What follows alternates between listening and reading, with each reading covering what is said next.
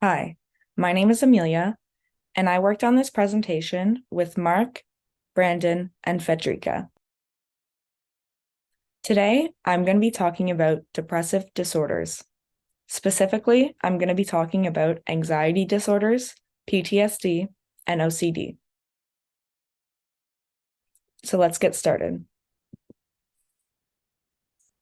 There are many forms of depressive disorders, including major depressive disorder and postpartum depression. The common feature with all of these disorders is the presence of a sad or irritable mood, which is accompanied by somatic and cognitive changes that significantly affect the individual's capacity to function. The types of depressive disorders differ in terms of the duration, timing, and associated factors. Anxiety disorders include several types of disorders that differ from more typical feelings of nervousness or worry. Anxiety disorder diagnosis encompass reports of excessive fear or anxiety that are out of proportion to the situation and that hinder daily functioning for specified periods of time.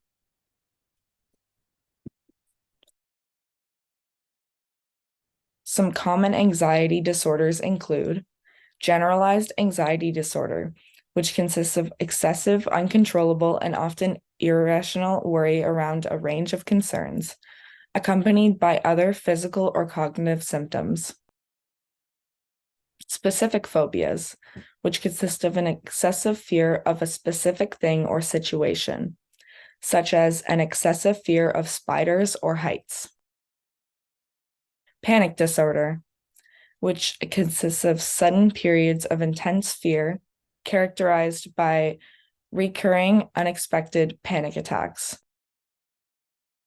Agoraphobia, which is the excessive fear of being in an overcrowded space. And social anxiety disorder, which is the excessive fear of social gatherings and being scrutinized by others. These are just a few of the anxiety disorders that exist, not all of them. So I've actually got a quick video that explains what anxiety is and what the difference between regular anxiety and an anxiety disorder is. We live in a culture that doesn't take mental health issues seriously. There's a lot of stigma. Some people tell you to just suck it up or get it together or to stop worrying or that it's all in your head. But I'm here to tell you that anxiety disorders, they're as real as diabetes. Hi again, it's Dr. Jen, and I've noticed something with my patients. They often describe to me some classic symptoms of an anxiety disorder: constant worry, trouble sleeping, tense muscles, and struggle with concentrating. But they aren't getting treatment. There's a lot of issues with mental health care in this country. Some people don't have insurance that would cover it. Some have been dismissed or minimized in the past and don't think seeking help will do any good. Some worry about the stigma and whether it could affect future jobs or relationships. But severe anxiety isn't a moral or personal failing. It's a health problem, just like strep throat or diabetes. It needs to be treated with the same kind of seriousness. Before we can talk about anxiety disorders, let's talk about anxiety itself. Anxiety is the very real and normal emotion we feel in a stressful situation. It's related to fear, but while fear is a response to an immediate threat that quickly subsides, anxiety is a response to more uncertain threats that tends to last much longer. It's all part of the threat detection system, which all animals have to some degree to help protect us from predators. Anxiety starts in the brain's amygdala, a pair of almond-sized nerve bundles that alert other areas of the brain to be ready for defensive action. Next, the hypothalamus relays the signal, setting off what we call the stress response in our body. Our muscles tense, our breathing and heart rate increase, and our blood pressure rises. Areas in the brainstem kick in and put you in a state of high alertness. This is the fight or flight response. There are ways the fight or flight response is kept somewhat in check, with an area of higher level thinking called the ventromedial prefrontal cortex. It works like this. If a person sees something they think is dangerous, like a tiger, that sends a signal to the amygdala saying it's time to run. The ventromedial prefrontal cortex can say to the amygdala, hey, look, the tiger's in a cage. You know what a cage is. They can't escape from a cage. It's okay to calm down. It's a feedback loop that can help keep the response in check. The hippocampus is also involved. It provides context, saying things like, hey, we've seen tigers in cages before. We're in a zoo. You are extra safe.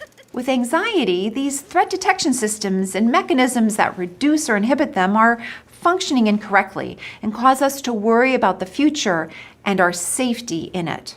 But for many people, it goes into overdrive.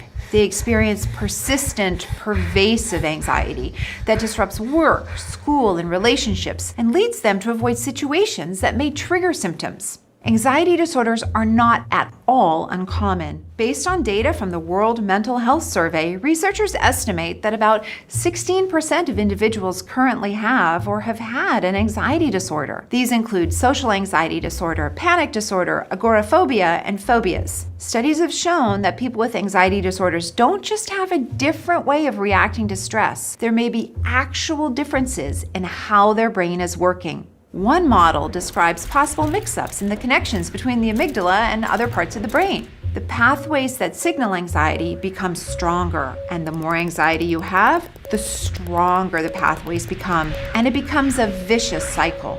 The good news is that there's treatment for anxiety and that you don't have to suffer. Remember, this isn't about weakness, it's about changing brain patterns. And research shows that our brains have the ability to reorganize and form new connections all throughout our lives. A good first step is to do the basics. Eat a balanced diet, exercise regularly, and get plenty of sleep, as your mind is part of your body. It might also help to try meditation. Instead of our heart rate rising and our body tensing, with mindfulness and breathing, we can slow down the fight or flight response and improve how we feel in the moment. Cognitive behavioral therapy, a form of talk therapy, can also be fantastic. In it, you learn to identify upsetting thoughts and determine whether they're realistic. Over time, cognitive behavioral therapy can rebuild those neural pathways that tamp down the anxiety response. Medication can also give relief in both the short term and the long term. In the short term, anti-anxiety drugs can downregulate the threat detection mechanisms that are going into overdrive. Studies have shown that both long-term medications and cognitive behavioral therapy can reduce that overreactivity of the amygdala we see in anxiety disorders. High blood pressure and diabetes, they can be treated or managed over time, and the same is true for an anxiety disorder too. One thing I found interesting from the video is that apparently 16% of people have or have had an anxiety disorder in their lifetime. However, another source we found claims that over 30% of the general adult population will experience an anxiety disorder during their lifetime. Another fact about anxiety is that anxiety disorders are highly comorbid with one another, as well as with other disorders such as depression and post-traumatic stress disorder, or PTSD. Some symptoms of general anxiety disorder include excessive anxiety and worry for at least 6 months, occurring more days than not, difficulty controlling worry. The anxiety and worry are associated with 3 or more of the following 6 symptoms: restlessness or being on edge, being easily fatigued, difficulty concentrating, irritability, muscle tension, and difficulty falling asleep, staying asleep, restlessness, and/or unsatisfying sleep. The anxiety, worry, or physical symptoms cause clinically significant distress or impairment. The disturbance is not due to the direct physiological effects of a substance or another medical condition. The disturbance is not better explained by another mental disorder.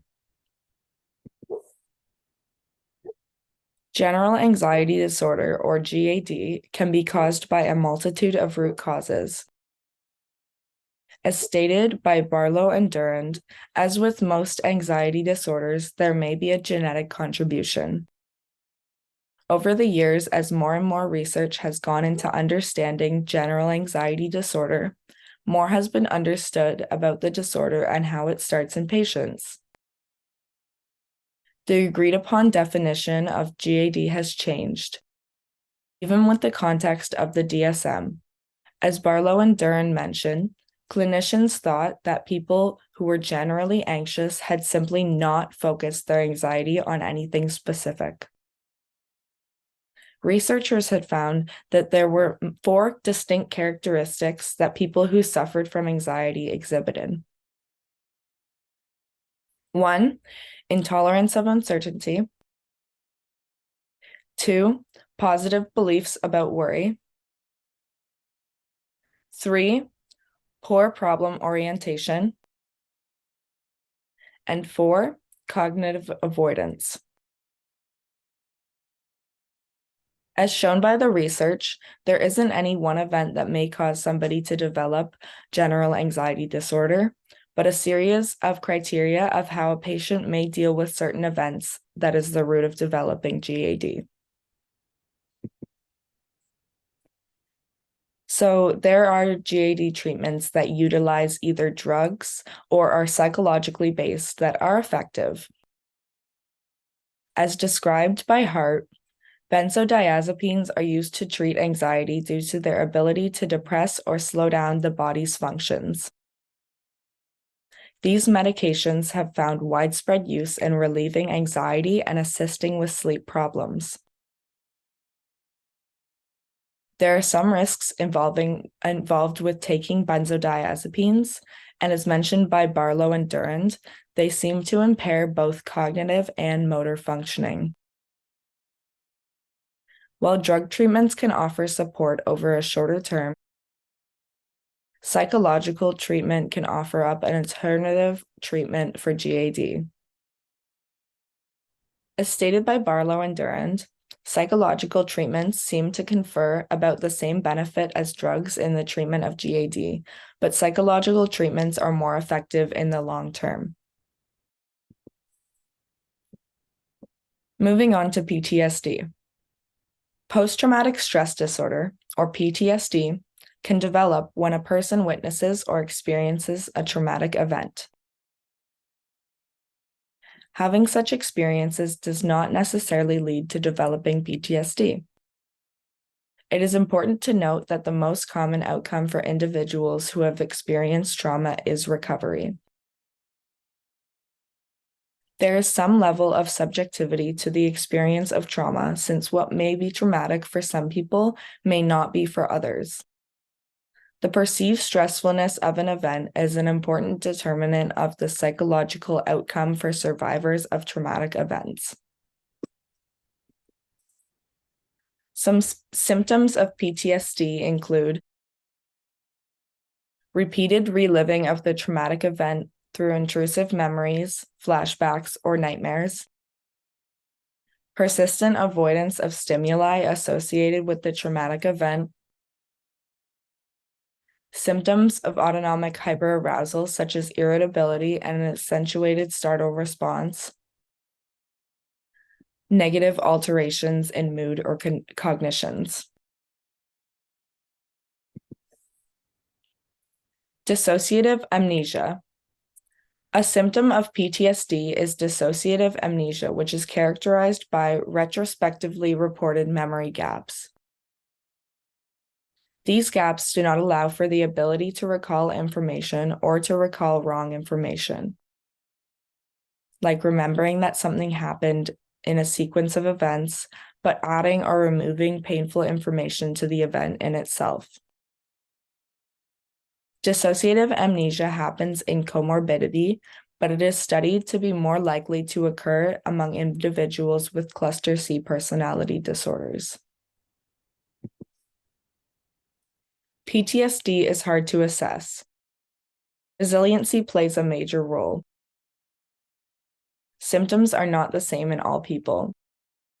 However, when assessing for PTSD, It is important to keep in mind that the majority of those showing symptoms will recover without intervention. Nevertheless, approximately 1/3 of clients may remain symptomatic for more than 3 years and are at risk for secondary problems.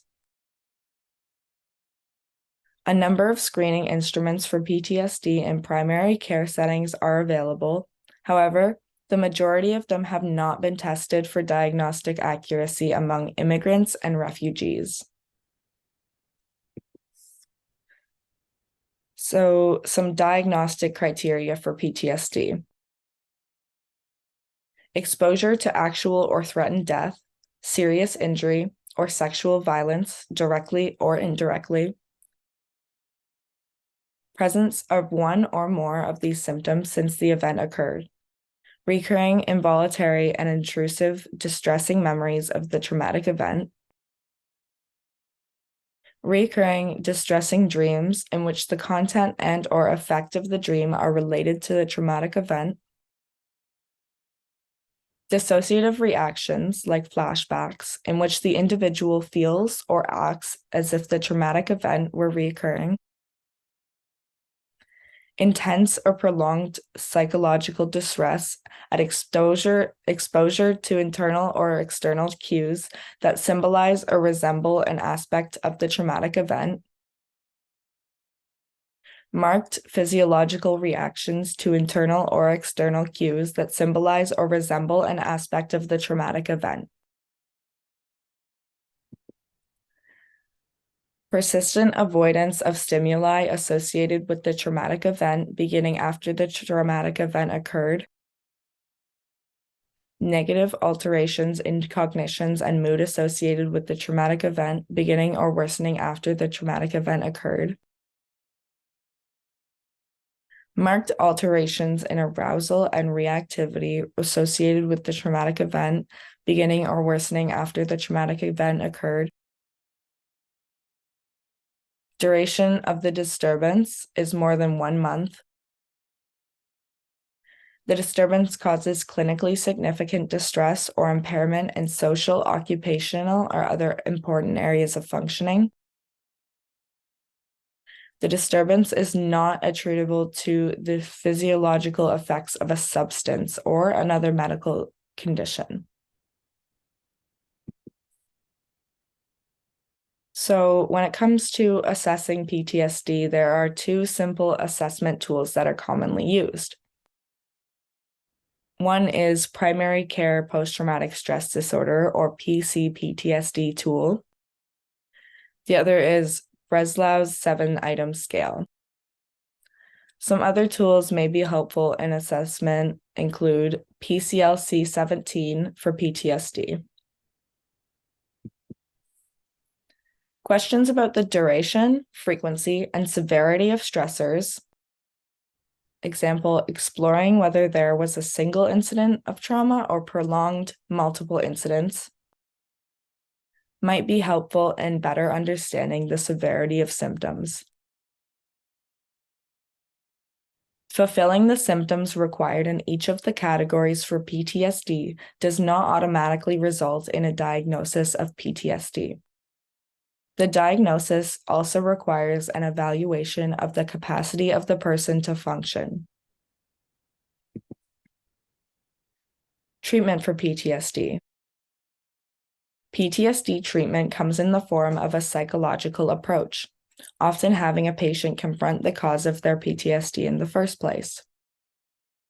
As Barlow and Duren mention, the trick is arranging the re-exposure so it will be therapeutic rather than traumatic once again. This therapy can take the shape of different styles of therapy, but as more and more patients seek help for PTSD, more research is being done to help those in need.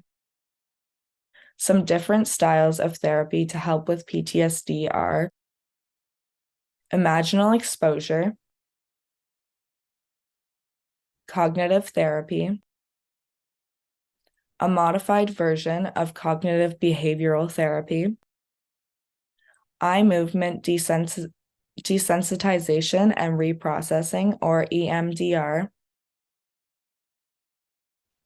Barlow and Duran also note that SSRIs can be used to treat PTSD as well as anxiety. Moving on to OCD.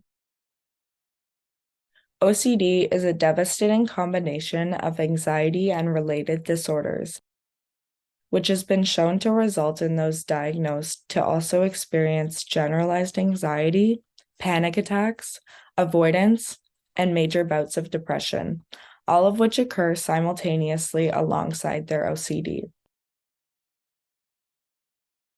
The clinical description of OCD is that danger will present itself as a thought, an image, or an impulse that the client will attempt to avoid as diligently as someone with a phobia of spiders. Obsessions are intrusive and mostly nonsensical thoughts, images, or urges that the individual tries to resist or eliminate. Compulsions are the thoughts or actions used to suppress obsessions and provide relief. OCD is typically brought on by stress-induced intrusive thoughts that repeat themselves. OCD can be sparked or made worse by trauma, abuse, or significant life changes. A person may develop OCD due to neurological, genetic, and cognitive factors, according to evidence.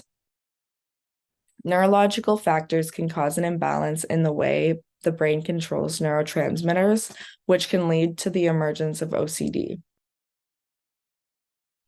Conversely, anxiety can develop because of disordered thought patterns or cognitive biases brought on by stress, physical or cognitive, which may lead the person to engage in repetitive mental rituals to reduce that anxiety. As a result, there is a strong connection between the two, and occasionally anxiety can cause issues before someone realizes that they have OCD. Some symptoms of OCD. As mentioned previously, obsessions are intrusive and mostly nonsensical thoughts, images, or urges. And compulsions are thoughts and actions used to suppress the obsessions and provide relief. There are 4 major types of obsessions and associated compulsions. The following table was shown in the text by Barlow and Durant in 2012.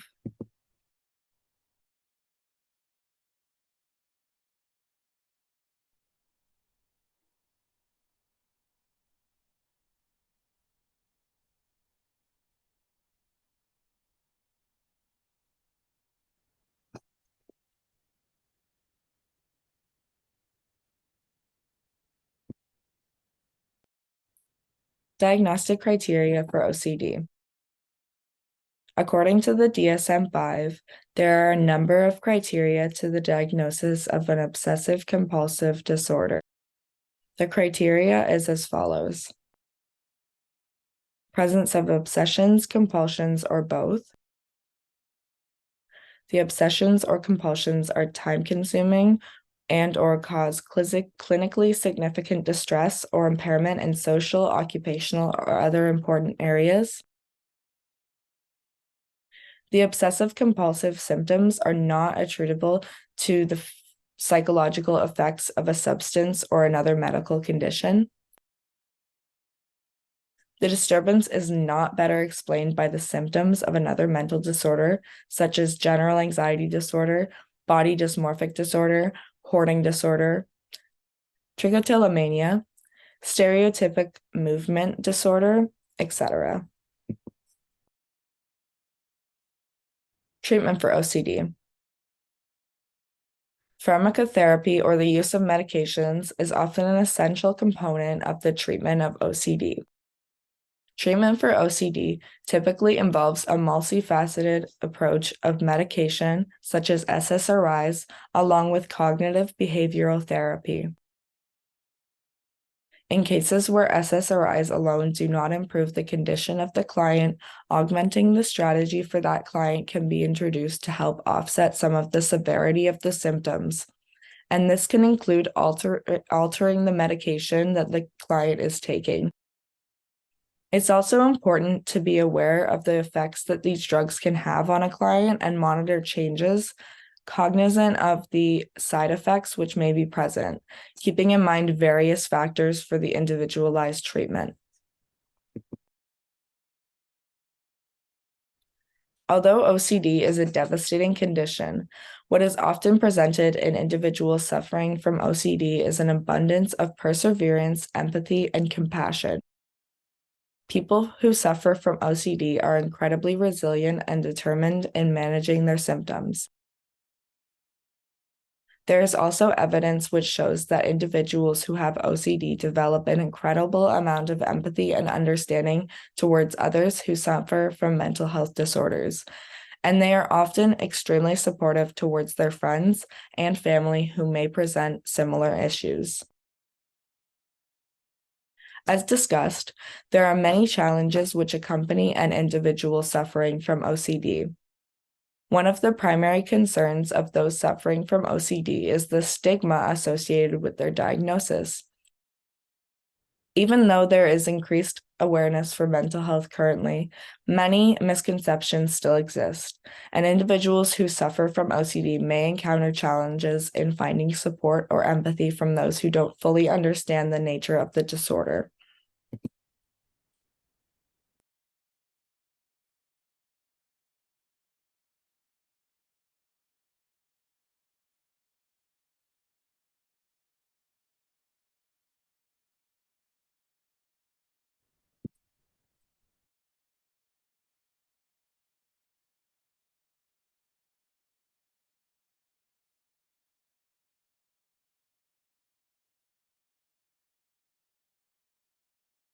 Thank you for listening to our presentation, and I hope you are doing wonderfully.